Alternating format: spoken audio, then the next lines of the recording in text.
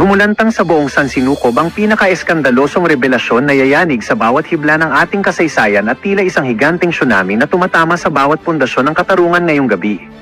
Sa isang hindi inaasahang kaganapan na tila kidlat na tumama sa gitna ng katahimikan, lumabas ang mga ulat na ang kaso ng International Criminal Court laban kay dating Pangulong Rodrigo Duterte ay tuluyan na raw ibinasura at itinuring na walang saysay na basura.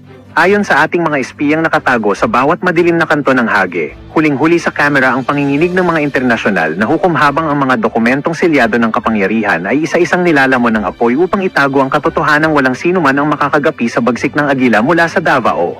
Dahil sa nakakangilong tagumpay na ito, kumakalat na ang balitang ang dating Pangulo ay naghahanda na sa isang nakapanghihilakbot na pagbabalik sa sentro ng politika na tila isang leon na muling maghahari sa kagubatan ng Pilipinas.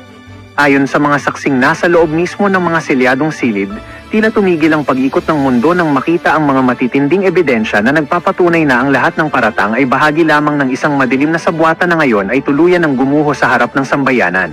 Ang bawat pasilyo ng kapangyarihan ay nababalot ngayon ng matinding kaba habang ang mga pader ay tila naglalaway sa takot dahil sa paparating na pagbabalik na magbabago sa kapalaran ng bawat Pilipinong uhaw sa katarungang kasing bangis ng tadhana. Ito na nga ba ang huling kabanata ng isang matikas na laban o ito ay simula lamang ng isang madugong revolusyon sa hustisya kung saan wala nang sino mang itatangi sa lupit ng batas na muling babangon? Philippines versus Marcos, people power. Nananawagan na siya ng people power.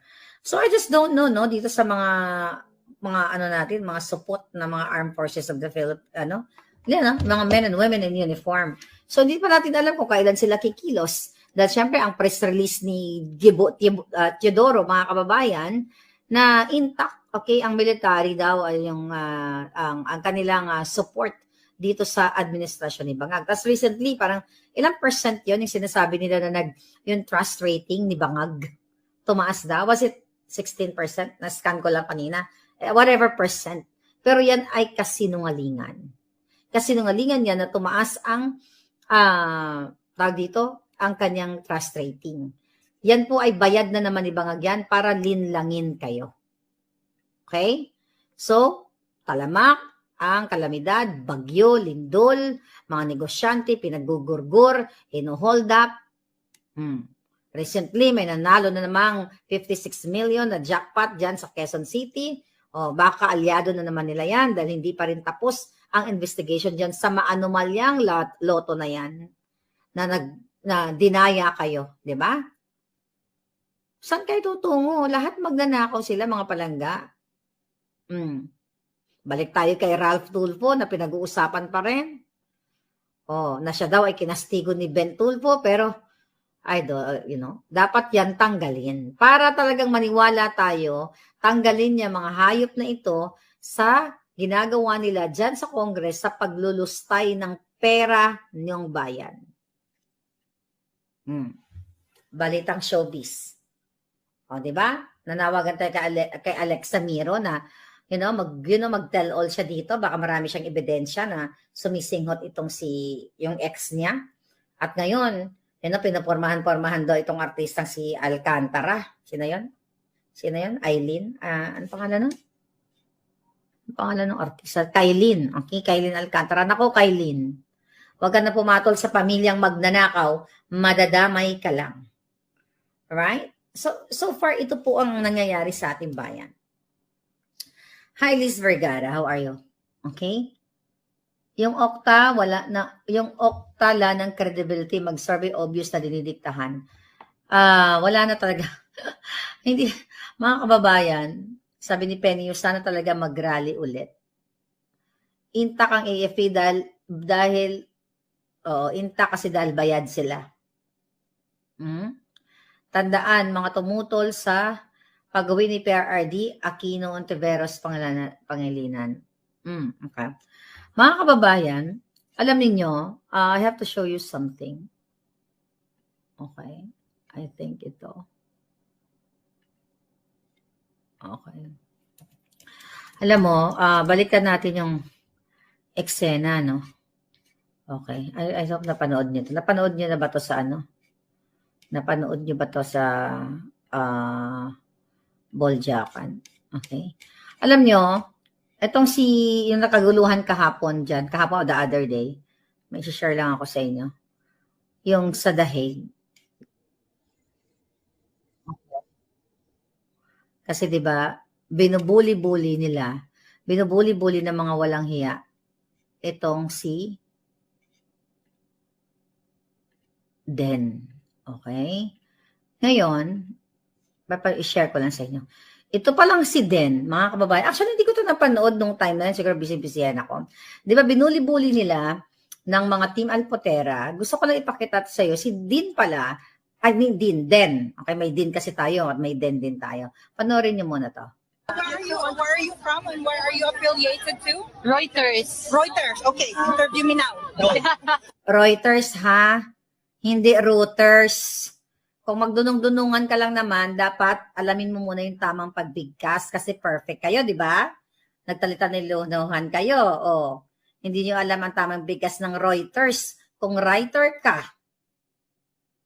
lahat ng writers, alam nila kung paano bigkasin ang Reuters.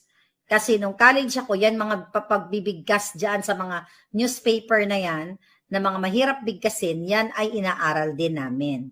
So, kaya huwag kayong magdunong-dunungan kung hindi nyo kayang ibigkas ang Reuters. Panoorin nyo. Where are you from and where are you affiliated to? Reuters. Reuters. Okay, interview me now. Go. Come on. What is your question? How do you feel right now seeing your former president going? We are enraged because we love President Duterte. He loved the Philippines first. That's why we love him. There is no fairness here. ICC doesn't have any jurisdiction in the Philippines. We are no longer, and we are not part of the International Criminal Court, and the International Criminal Court doesn't have any jurisdiction in the Philippines. We insist and we give our petition to release Duterte because he did not receive there's no proper jurisdiction and he did not receive due process. He was illegally taken from the Philippines.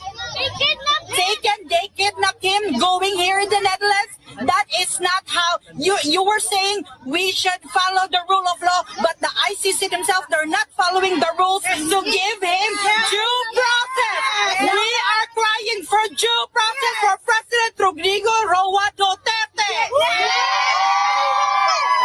Okay, ganda lang. Duterte. Duterte! Duterte! Okay, mga palangga. So, kaya ko pinakita sa inyo. Kasi in the past, kayo kasi, by the way, thank you muna kay Zian Lu. Zian Lu, mayroon siyang sinabi, please send those information to Senator Mercado. Yeah, will do. Yumagata, thank you so much. And Giselle Wagan Vlog, thank you. Alam nyo, kaya ko pinakita yan sa inyo. Kasi, yung mga supporters ni PRRD, di ba, alam nyo naman, may faction, may awayan talaga ng bonggang-bongga doon na pinilit naming ayusin ni Spoke Sari pero ayaw talaga nilang mag-ayos. So ngayon, tapos para bang may utang na loob tayo sa mga jutang Genimes ng mga Team Alpotera na sila daw yung nauna doon. Okay? Sila ang una, sila ang nag-cover. Pero itong si Den na inapi-api nila, na inaway nila doon, kung ano-anong yung pagmumura ang ginawa nila, since day one, nandoon din. Hindi naman natin pinagtatalunan kung sino ang nauna, kung sino ang nandoon since day one. Kaso lang, yung minsan nababasa nating comment ng mga trolls nila, para daw magpasalamat pa tayo dito sa Team Alpotera kasi nauna sila. So kaya pinakita ko yung ano na yan, information na yan, na hindi sila ang nauna.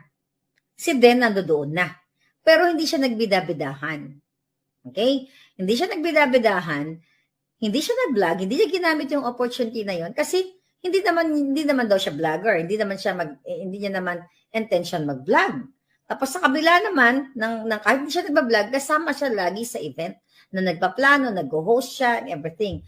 So, gusto ko lang buksan ang inyong kaisipan na supporters ni PRRD. Hindi po ito paunahan. Actually, hindi ito paunahan kung 2015, 2016 ka nag-umpisa. Which is yan ang naratibo ng mga Team Alpot na bumibika-bika ka para ibenta ang kanilang kaluluwa. At you know what? May nalaman pala ako na itong si Team Alpot ay dumidikit doon sa kaibigan ni Pangulong Duterte, na may aviation business. Bakit Alpot? Bumibika-bika ka rin ba doon? Yun ba ang nag-sponsor sa inyo? Kaya kayo nakarating? Kaya kayo may pang-shopping? Kaya kayo ay nakapag-business class? Diba? Kasi may edad na rin to, yung kaibigan ni Pangulong Duterte. Yun ba ang nag-sponsor sa'yo? Ibinika mo ba ang bilat mo habang si Pangulong Duterte ay nakakulong? Kaya kayo ngayon ay what? Nagsiga-sigaan dyan? Dahil kahit kayo yung mga jobless? Balita ko, nagbebenta ka daw ng ginto, Alpot. Saan ginto? Saan mo ninakaw yung ginto? Hindi si Chavit. Walang kinalaman dito. Okay? May nag-send lang sa atin na yung kaibigan ni Pangulong Duterte, nilalandi mo, Alpot. May edad na rin, matanda na. May aviation business. Nilalandi mo para makakuha ka na naman ng pagkakataon. Oh, harapin nyo, nandoon, nung kaguluhan nandoon. Oh, yung asawa niyan, I don't know kung may asawa ba yan. Oh, mag-ingat-ingat po kayo. Dahil itong Alpot, talagang lahat ng mga matatanda niyan gusto niyang bikakaan para magkapera. Panibago yan. Nandoon, hanapin niyo sa video. Okay? Ang tanong ko, yan ba ang nag-sponsor sa inyo? May aviation business eh. Jobless nga sila, di ba? Oh. Tapos may nakita kasi akong video, but I cannot post it right now. Okay? May pa-chancing-chancing ka ha? May pa-emote-emote ka. So talaga bang ang bilat mo, talagang inahain mo sa mga Masyonda bells? Patayan to. Hindi. Sa mga Masyonda bells, di ba? Oh, akala ko ba si PRRD lang ang mo, one and only kaululan mo. Tapos kumakaripas ka na naman sa panibagong Masyonda bells dahil may pera? Hanapin nyo yan. Mag-research kayo. Doon sa taong yon, buhay mo yan. Doon sa matanda, buhay mo yan. Pero gusto ko lang sabihin, yun ang katotohanan mga palangga. Yun ba ang nagsisponsor sa inyo? Maliban kay Mangga. Yun ang katotohanan. Kaya sila nagsiga-sigaan dahil may mga handler sila. Dahil may mga nauuto sila. Alam naman yan ng siblings ng mga Duterte. Ang ginagamit nila ngayon, nag-o-optics sila. Dinidikitan si Zimmerman, dinidikitan lahat ng mga kamag-anak ni PRRD, picture dito, picture doon, para sabihin nila sila ang malapit sa mga Duterte. Hindi naman yan ang basihan natin. Sabi ko nga, mga kababayan, million ang supporters ni PRRD na hindi niya pa na-meet, pero they're there. Hindi porket may picture ako kay Inday Sara, ako na ang super close o ako na ang malapit. Hindi ko ginagamit yan. Yung mga picture-picture namin ni Inday Sara. I'm just an ordinary supporter. Pero itong mga Alpotera, ginagamit nilang what? Ginagamit nila yung mga optics nila para lokohin yung kanila mga supporters. So, nandoon, okay? Nandoon si, Gold Digger, sabi ni Sen, nandoon yung senior citizen na nandoon na katabi ka, nagsunod-sunuran kay Alpot. Nako, pero buhay mo yan. Doon sa negosyante na yon, I don't give a damn. Okay? I'm just saying. Okay? Kung nagbibigay ka ng pera kay Alpot, wala naman kaming problema. Pera mo yan. Kung nagbibigay ka sa Team Alpotera, wala naman problema kung nagbibigay ka, di ba? Pero ang question ko lang, magkano kada bukaka? Kung bumubukaka siya. Hindi si JV, may asawa yun, nandoon kayo talaga. Yun lang mga kababayan. So, ang sinasabi ko dito, dun sa nangyari kasi sa The Hague, nakita nyo naman, ako inaano ko na sa inyo yun binibigay ko na sa inyo ang desisyon. Kasi sabi ko nga, nasa tama naman kayong kaisipan. Para makita ninyo kung sino ang talagang nambuli. Kung sino talaga ang walang hiya. I wish makuha natin yung statement nila Den, nila Jessica, yung mga taong nandoon, kung ano ba talaga. Although nakita natin yung mga eksena, saan ba sila nanggaling, itong mga taong ito, na na-meet ko na rin naman sila, para sila ang makapagkwento. Alright? Pero isa lang ang malinaw. Si Alpotera, na leader ng lahat ng mga kabigaan at kalputan, dididikatan lahat ang mga Masyonda bells. Di ba? Okay? Ano pa?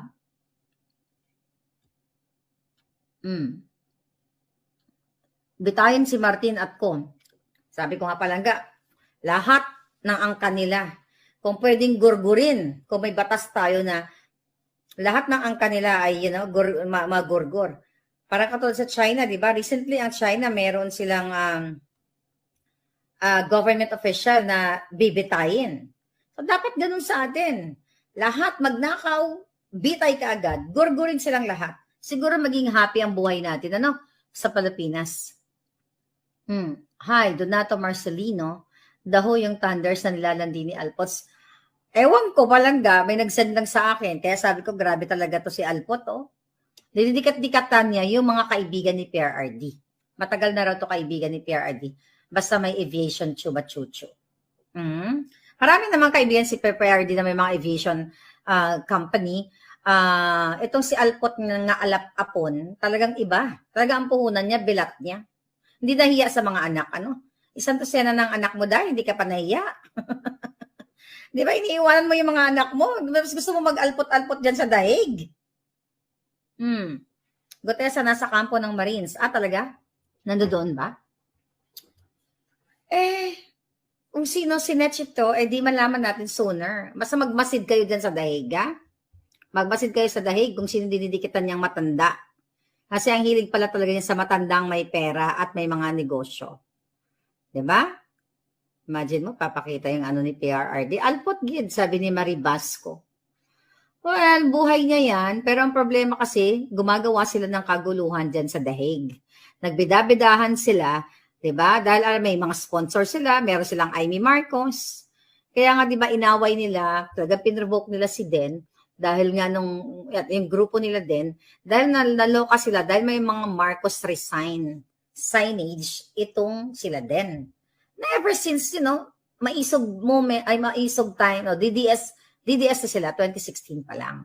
Na kahit anong gawin nila, yan talaga yung mga legitimate supporter ni PRRD. Lahat naman tayo legitimate. Hindi naman porket wala tayo sa dahig, hindi tayo legitimate o hindi tayo organic. Ang problema lang, mga kababayan, huwag yun na idamay si Manong Chabit. Hindi siya type. Hindi pumapatol si Chabit sa ganyan. Di ba, Manong? Alam ko ang mga type ni Chabit. Hindi siya pumapatol sa mga alap-apon at mga bilasana. Imagine mo, ilang boylet na ang kumakaripas sa kanya. Diyos ko po. Hindi ko alam kung sinong pangalan. Pero meron daw dalawang Masyonda bells na inaaligid-aligiran. Kadiri, Hukayan ang issue ni Dacer, Corbito, Coratong, Baleleng. Pwede rin natin hukayan yan kay Lacson, di ba? Yeah. Tapos ngayon, binabaliktad nila yung kwento ngayon, na keso yung, yung group nila Den daw ang naging physical. Sila ngayon ang duro. Nakita niyo kung gaano nila baliktarin yung kwento. Pero, ibibigay ko na sa inyo yung bola. Kasi you guys are smart enough naman. Alam nyo naman siguro, may utak naman kayo, may puso naman kayo. Alam nyo kung sino ang nauna, kung sino ang nang-bully, kung sino talaga ang bastos. At nasa inyong mga, by the way, hindi totoo, hindi daw sila, nagpa-picture lang daw yung mga alpot doon sa harap ng police station. Tapos nag-optic sila na nag-file daw sila ng complaint. Kasi pala sa The Netherlands, sa The Hague, hindi ka basta-basta makapag-file ng, yung parang sa atin, blatter, i-schedule ka pa. Yung mamaya siguro, yung mga kaibigan natin sa The Hague, baka makausap natin, so malaman natin, wala daw silang na-i-file pa na complaint na sinasabi dahil gusto nilang sirain si Harry Roque para hindi ma-approve ang asylum visa ni Harry. Ganun po kademonyo itong mga ito. So nag-optics lang sila. Pero hindi sila uurungan ng mga citizen at ng mga residente sa The Hague. Sa ngayon kung sino-sino mga sinisira nilang tao. Ganun mo mga hayop. Wala namang participation yung mga taong doon na hindi nyo naman nakita na nagwala-wala yung mga tao doon. 'Di ba? Si Den lang ang nag-defend, Although may mga nagsasalta doon, may mga nagbi-video doon. Yung mga alam nyo, sa totoo lang, nung nasa Hague ako, I gained friends. Okay?